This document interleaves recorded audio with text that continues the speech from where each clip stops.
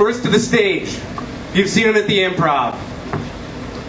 You've seen him portray the devil countless times. This is a nice Jewish boy with a dark side. Put your stinking hands together for the Jeff Leone.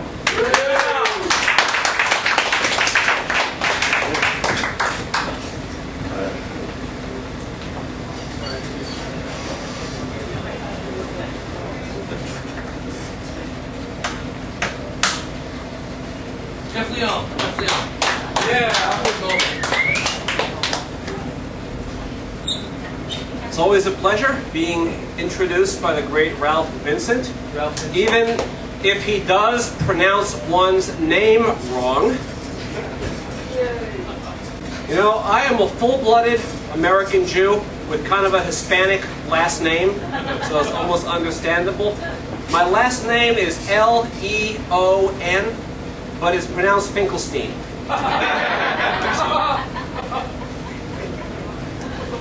By now, a lot of you guys are saying, uh-oh, one more Jew telling jokes about being Jewish. This is all comedy needs these days. But I am not like all other Jewish comics. Jewish comics come in two varieties. There are those who have big noses and those who have had nose jobs.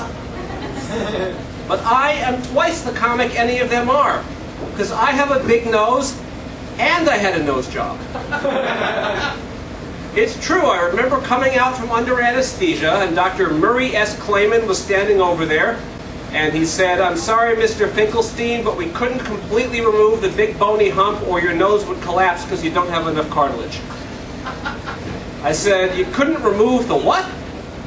He said, "The big bony hump." But you know, that didn't really bother me, because after all of my nose problems began 41 years ago when my daddy gave my mommy a big bony hump. So, when I was 16, I decided I needed a nose job because girls did not want to fuck me. No, that doesn't mean I didn't get any action. That just means they didn't want to fuck me. All they ever wanted to do was 69. So I got my nose job, but that just makes me, you know, one of the Finkelstein clan, because everyone in my family has a nose job. My mother, my father, all of my siblings, and all of my aunts and uncles and cousins on my mother's side of the family. 28 nose jobs in about 30 years for my family.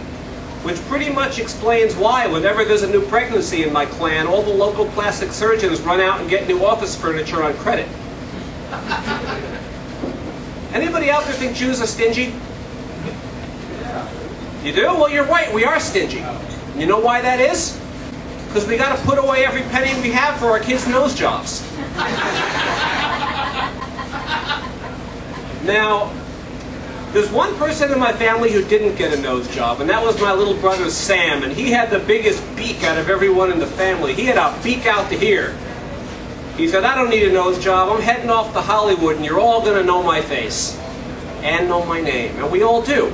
We see him every day on Fruit Loops commercials. So all the other kids were mean to me because I had a big nose. They used to call me things like Pinocchio. They used to call me Aardvark, ski slope. Everybody thought I was retarded in grade school because whenever a teacher called on me, I always answered him wrong. That wasn't because I was dumb. That was just because if I answered right, the whole class would point to me and go, "The nose knows." They also used to call me Eagle Beak. Sometimes they would follow me around in packs going, "Eagle Beak, Eagle Beak." And being the bigger man, I kind of took it. Till one day I snapped and pecked one of them to death.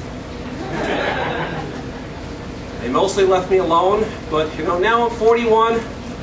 My hairline is showing signs of starting to recede. I'm concerned that soon I'm going to be a bald eagle beak.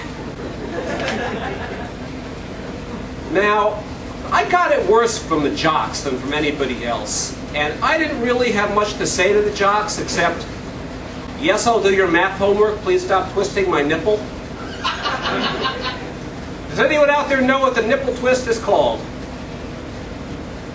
A purple nurple is what they call it. And I got purple nurples. I got noogies, I got wedgies, but the worst were the swirlies. And for those of you who don't know, a swirly is when some big ugly jock grabs you by the hair and shoves your head into the toilet and starts to flush. And I had so many swirlies that the only way I was able to get through high school is that I managed to grow gills. Which was convenient because I got damn tired of carrying around the snorkel in my book bag. And plus, I mean, the mask that goes with the snorkel, try putting it on when your nose is out to here. It doesn't really work well. So, after getting many swirlies, there's the normal swirly, there's a variation called the yellow swirly. I got a number of those, and from there I developed kind of a deep sense of brotherhood and companionship with all pimply things that spend a lot of time underwater, which is why I like frogs. The frog is my favorite animal, and I wrote a song about a very special frog. There is really a place called Lake Titicaca. It's a lake in Peru, and there is a magical frog that lives there. He's about this big, his body is in 2 big lobes, and he has very wrinkly skin. And the Indians that live on the banks of Lake Titicaca call this thing the sacred scrotum frog of Lake Titicaca. And if there is a sacred scrotum frog in Lake Titicaca, and I don't write a song about it, then shame on me. Let me get some sound going here.